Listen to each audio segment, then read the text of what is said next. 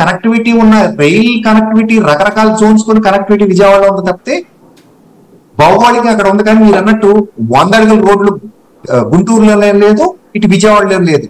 కొత్త ఏరియాలో సెంట్రల్ లో ఒక ప్లేస్ పెట్టి దాన్ని డెవలప్ చేసి 2 సిటీ కనెక్టివిటీ ఉంది కాబట్టి due course of time, over night అయితే అవ్వదు సాయి గారు, అద్భుతమైతే ఓవర్ నైట్ లో జరగదు. కానీ వస్తా పోతా ఉంటే దాని గ్రోత్ అది మెల్లగా అవుతూ ఉంటుంది. కానీ క్యాపిటల్ అక్కడ పెట్టడానికి అనేది ఫిక్స్ అయిపోయింది, ఫిక్స్ చేశారు. ఆ రోజు ఉన్న అన్ని రాజకీయ పార్టీలు ఒప్పుకున్నారు.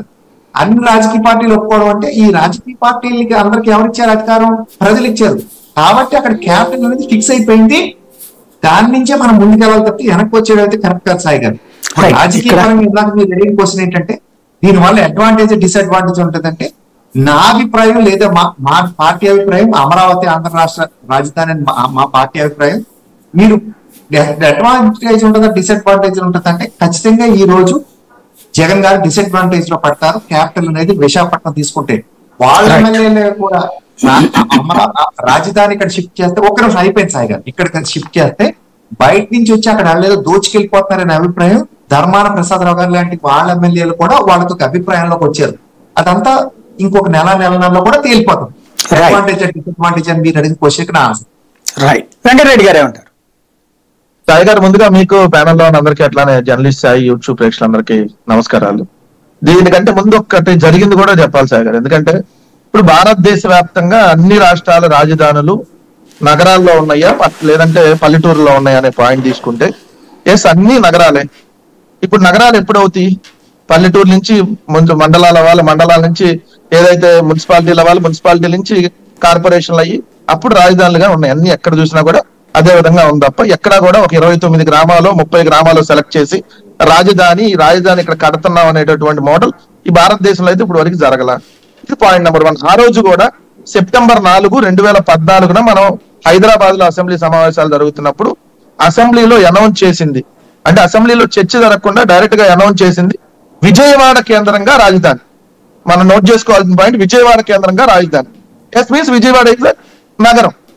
కానీ డిసెంబర్ 31వ తారీఖు జియో తీసుకొని వచ్చి 29 గ్రామాల్లో రాజధాని నిర్మాణం చేస్తున్నాం, ఇక్కడ ల్యాండ్ పూలింగ్ చేస్తున్నాం అని చెప్పారు.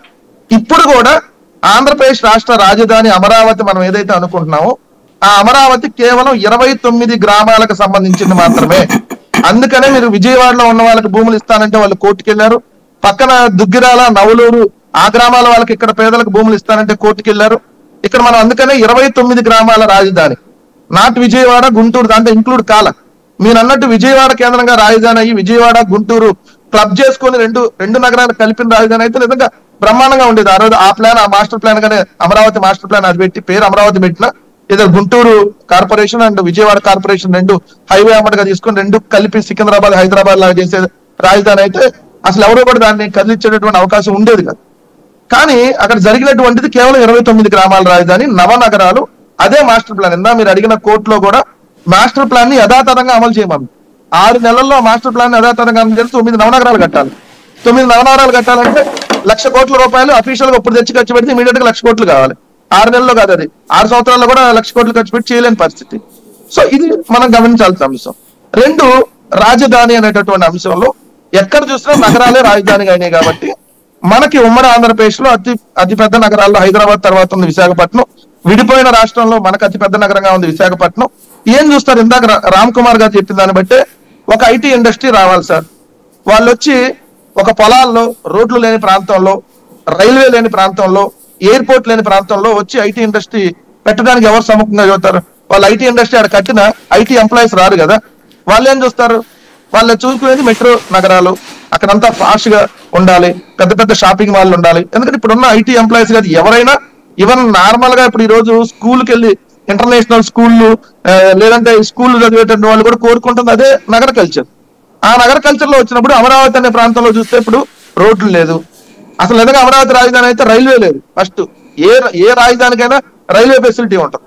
సో ఎయిర్పోర్ట్ తర్వాత అయినా కట్టుకోవచ్చు మీరు అన్నట్టుగా లేట్గా అయినా.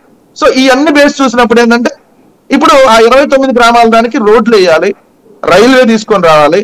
సో మొత్తం ఆ ఫెసిలిటీస్ అన్ని కల్పించలేము. ఇది ప్రాక్టికల్. ఈ ప్రాక్టికల్ మనం అధిగమించాలంటే ఏంటి? ఆ రోజు తప్పు జరిగింది, దాన్ని సరి చేయాలి. అదేమంటే మీరు ఒప్పుకున్నారు కదా, మేము ఒప్పుకుంది విజయవాడ క్యాపిటల్ గా.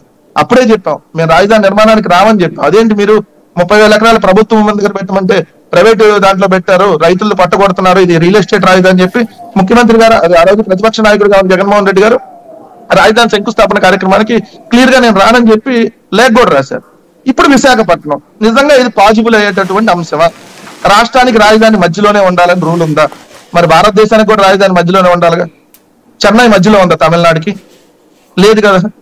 సో అన్నిటికీ మధ్యలో ఉండేదే ఎలిజిబిలిటీ ఉండాలి. మధ్యలో లేకపోతే వాళ్ళు వీళ్ళు రావడానికి సెక్రటేరియట్ రావడానికి ఇబ్బంది అయ్యింది. అసలు రాష్ట్ర రాజధానికి ప్రతి ఒక్కరు నిరంతరం ప్రజలు అనేక పనుల మీద వస్తారు. అదేమంటే సెక్రటేరియట్, అసెంబ్లీ, హైకోర్టు అన్ని ఒకే చోట ఉండాలి.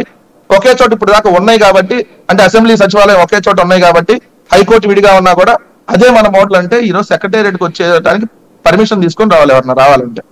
సెక్రటేరియట్కి ఎంతమందికి పని ఉంటుంది? ఒక 5% కూడా సెక్రటేరియట్ తో పని ఉన్నటువంటి అంశం, పని ఉండనటువంటి అంశం. కోర్టుకు కూడా అదే విధంగా ఉంటుంది.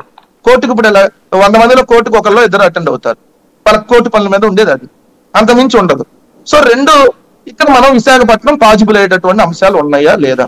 ఎందుకు లేవు? లేనటువంటి అంశాలు ఏముంది?